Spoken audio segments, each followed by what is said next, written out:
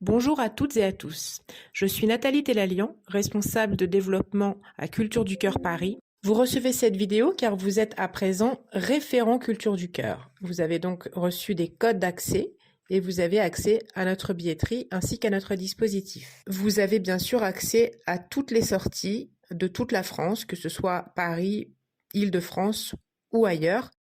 Nous aimons nous définir comme trait d'union entre culture et social. D'un côté, nous développons des partenariats culturels et sportifs, incluant des musées, des théâtres, des boîtes de production, des ateliers yoga, des ateliers pour enfants, concerts, du sport, du cinéma, etc., etc. On est uniquement sur de la gratuité, ce sont des invitations. Nous mettons ces invitations-là en ligne sur notre site internet, le site Culture du Cœur. Je vous rappelle donc que Culture du Cœur est une association nationale répartie sur 35 territoires et que votre structure étant située à Paris, vous êtes référent chez Culture du Cœur Paris. C'est nous qui gérons votre structure et vos comptes référents. Et d'un autre côté, des structures sociales ou médico-sociales situées à Paris intramuros nous contactent car elles souhaitent devenir partenaires. C'est donc le cas de vos structures. Lors de votre inscription chez Culture du Cœur, nous vous envoyons un mail en vous demandant certaines informations sur votre structure. Nous avons besoin de connaître la personne responsable, directeur, président, chef de service, etc. Et cette personne responsable doit signer la charte de déontologie de Culture du Cœur.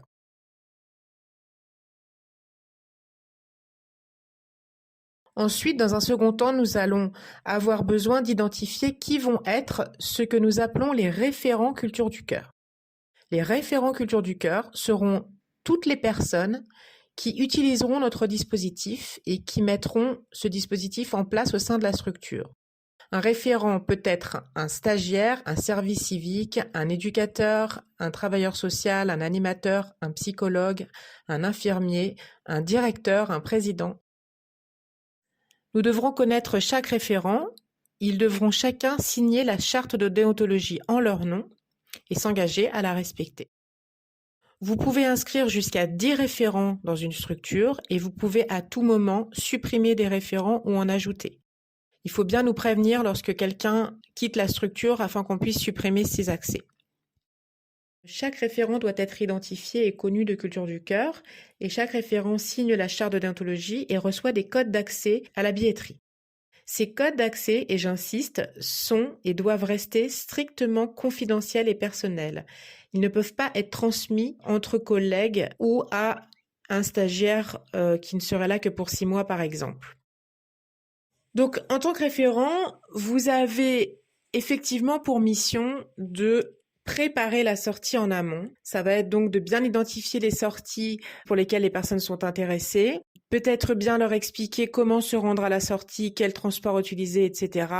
Les instructions particulières, par exemple se présenter 20 minutes à l'avance, de bien présenter leurs documents, etc.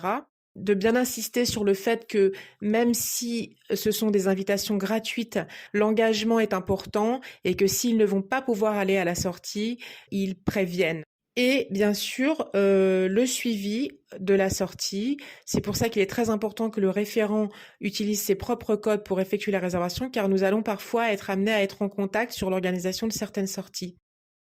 Et puis le rendu, donc qui se fait idéalement lors de la permanence, où les personnes peuvent raconter leur ressenti, le vécu de cette sortie.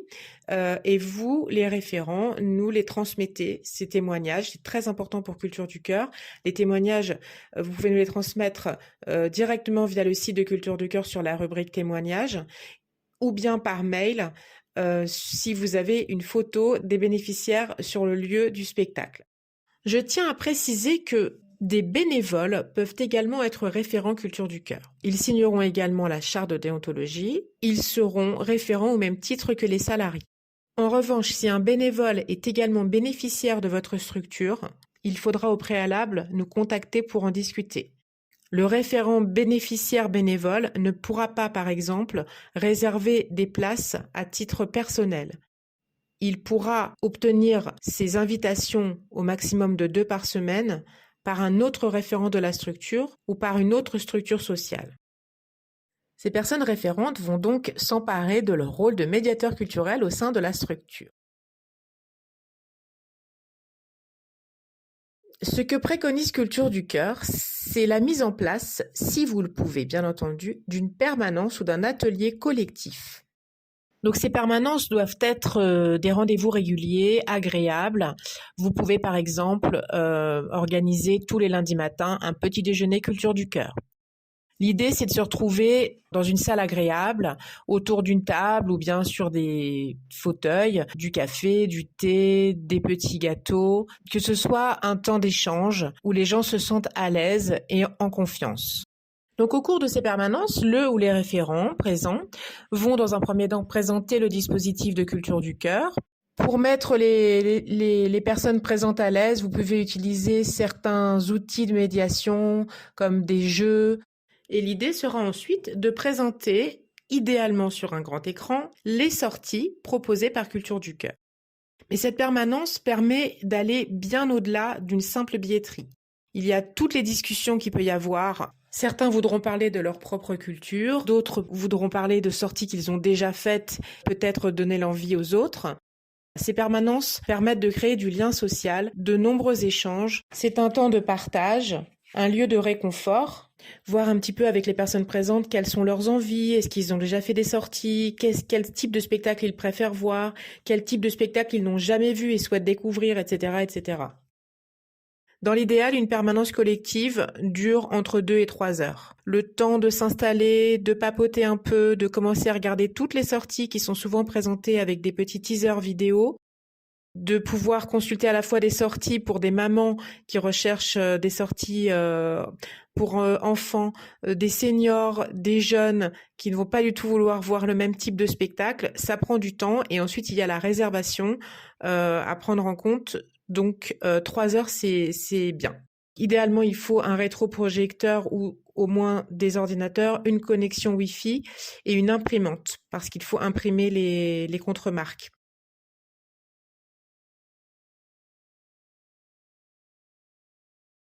Et donc l'idée, ça va être ensuite de réserver des invitations, donc des places pour les personnes qui sont intéressées. Vous pouvez à la fois leur délivrer des invitations individuelles qu'ils utiliseront de manière autonome, ou bien vous pouvez organiser des sorties de groupe accompagnées. Nous savons que très souvent la mobilisation des publics est une difficulté que vous rencontrez. L'idée étant d'essayer d'attirer à ces permanences des personnes qui sont éloignées de la culture, qui peut-être ont perdu confiance en eux, etc. Donc vous pouvez pour cela utiliser des affiches Culture du Cœur. Nous avons des affiches disponibles au bureau. Nous vous avons également envoyé des affiches à imprimer, dont une affiche Word personnalisable. Donc cette permanence collective est pour nous le format idéal parce qu'on a remarqué que les structures qui pouvaient la mettre en place étaient ceux qui profitaient au mieux du dispositif, qui utilisaient réellement Culture du Cœur comme un outil de travail et un levier d'insertion et non pas simplement comme une billetterie.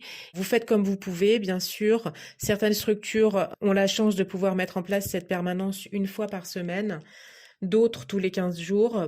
Et puis, si vous n'en avez pas la possibilité, parce que vous n'avez pas la salle adéquate ou pas de Wi-Fi, pas d'écran, vous pouvez bien sûr le faire sous la forme d'une permanence individuelle. Vous allez, par exemple, tous les mardis après-midi, de 14h à 17h, recevoir les gens individuellement dans un bureau pour parler uniquement de Culture du Cœur et des sorties proposées. Ces permanences-là ne vous empêchent pas de prendre occasionnellement des places pour, par exemple, une famille qui n'aurait pas la possibilité de venir sur le créneau des permanences, mais l'idéal étant de pouvoir mettre en place ces ateliers collectifs. Donc chaque référent, lorsqu'il effectue des réservations sur le site, est connecté sur ses propres codes. Cela nous permet de savoir qui a fait cette réservation et d'avoir un bon suivi derrière. Vous verrez que lorsque vous effectuerez les réservations, vous avez 3 cases. La case bénéficiaire, pour les bénéficiaires qui sont suivis dans votre structure. La case invité, puisqu'ils ont le droit d'inviter une personne. Lorsque c'est un ami, ils ont le droit même d'inviter plusieurs personnes s'il s'agit de leur famille. Bien sûr, tout cela sous-entendant qu'il y ait assez d'invitations sur la sortie choisie. Et une dernière case qui est la case accompagnateur. Alors je précise que les accompagnateurs ne sont pas forcément référents, mais les accompagnateurs sont des salariés ou des bénévoles qui accompagnent les personnes dans le cadre du travail ou d'un accompagnement bénévole. Ce ne sont pas des invités. Chez Culture du Cœur, nous favorisons l'accompagnement. Donc si vous estimez que des personnes ont besoin d'être accompagnées pour X raisons, parfois simplement au départ, pour leur redonner confiance, vous pouvez tout à fait mettre des accompagnateurs sur la sortie.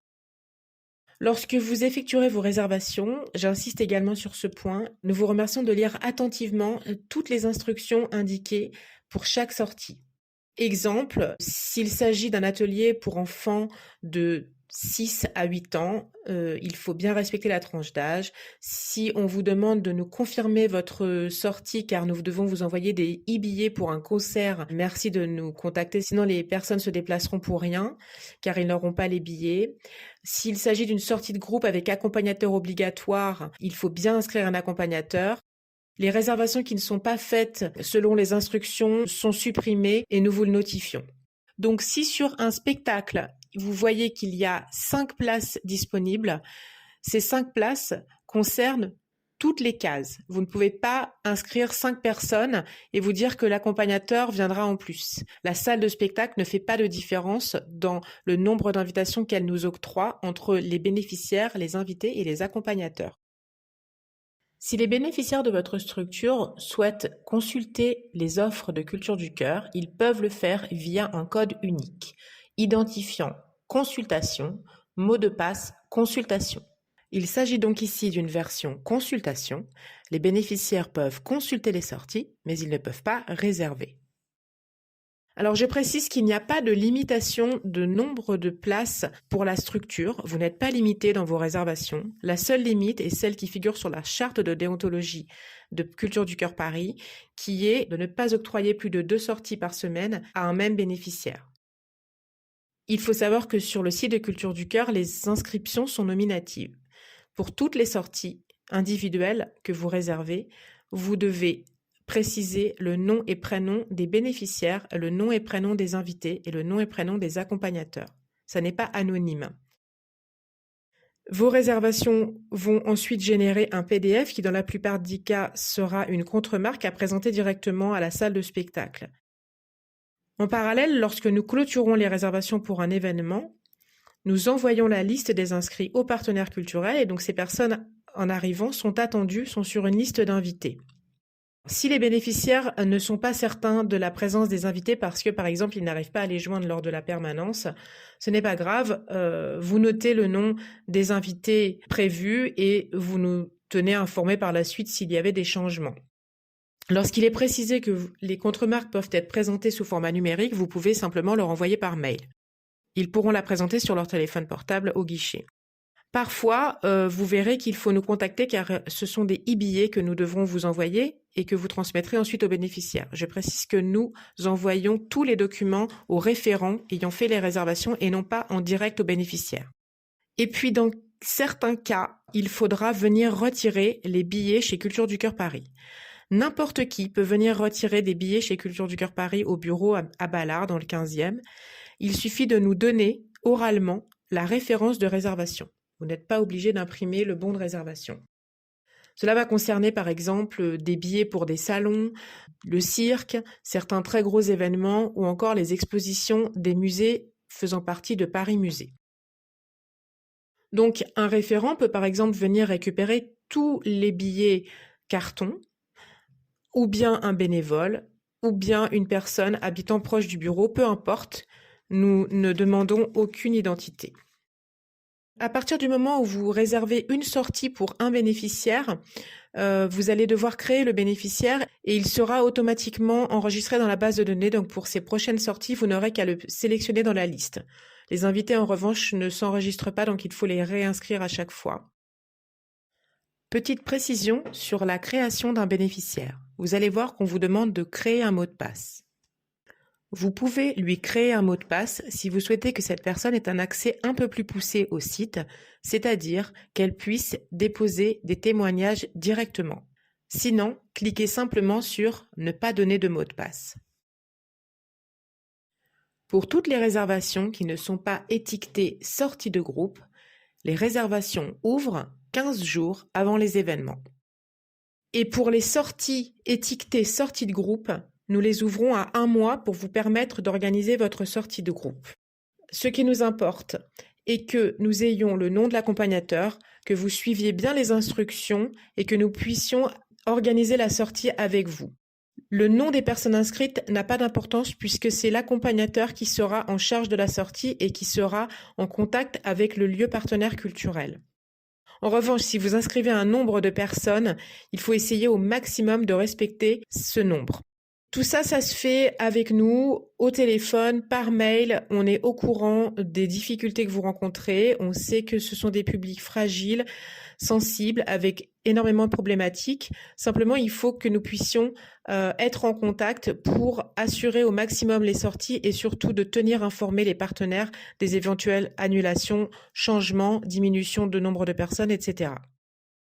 Les réservations sont dans la plupart du temps clôturées le matin ou la veille de l'événement. Au moment de clôturer les réservations, nous envoyons les listes d'inscrits aux partenaires culturels.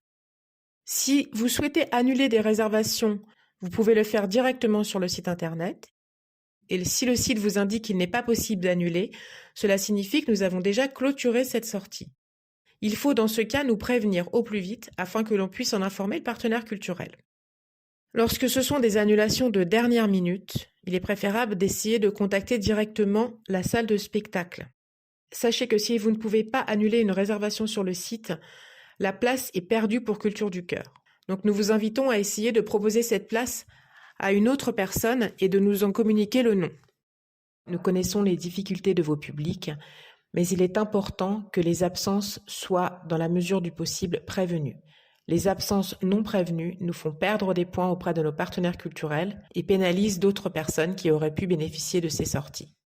Lorsque vous effectuez vos recherches de sorties, pensez parfois à changer le département car le site vous indique les sorties par défaut sur Paris, mais vous pouvez tout à fait consulter par exemple les offres de cinéma dans le 92.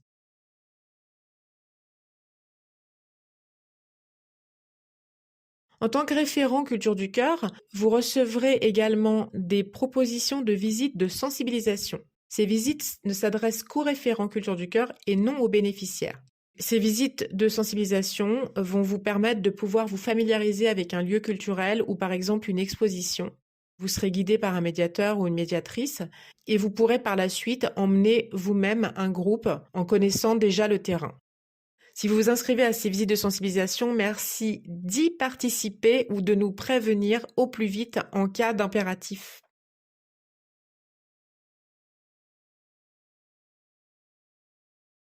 Depuis quelques années maintenant, Culture du Cœur Paris a développé des partenariats avec certaines écoles, notamment Sciences Po ou la Sorbonne Nouvelle, et un certain nombre d'étudiants effectuent chaque année leur stage chez Culture du Cœur Paris. Chaque étudiant va être placé dans une ou plusieurs structures sociales partenaires et va aider cette structure à la mise en place de cette fameuse permanence collective. Comment ? Tout d'abord, ils peuvent vous aider à mobiliser vos publics en créant par exemple des affiches. Ils vont co-animer avec un ou plusieurs référents ces ateliers collectifs et ils vont également, s'ils le souhaitent, accompagner les bénéficiaires en sortie. Si vous êtes en sous-effectif et que vous n'avez aucun référent en mesure d'animer cette permanence, nous pouvons placer un bénévole qui animera dans un premier temps la permanence seul, mais il faudrait par la suite pérenniser ces permanences en recrutant peut-être un autre bénévole ou bien en mobilisant certaines personnes des équipes sociales. La plupart des étudiants effectuent leur stage d'octobre à avril, mais nous aurons probablement d'autres étudiants à partir de janvier.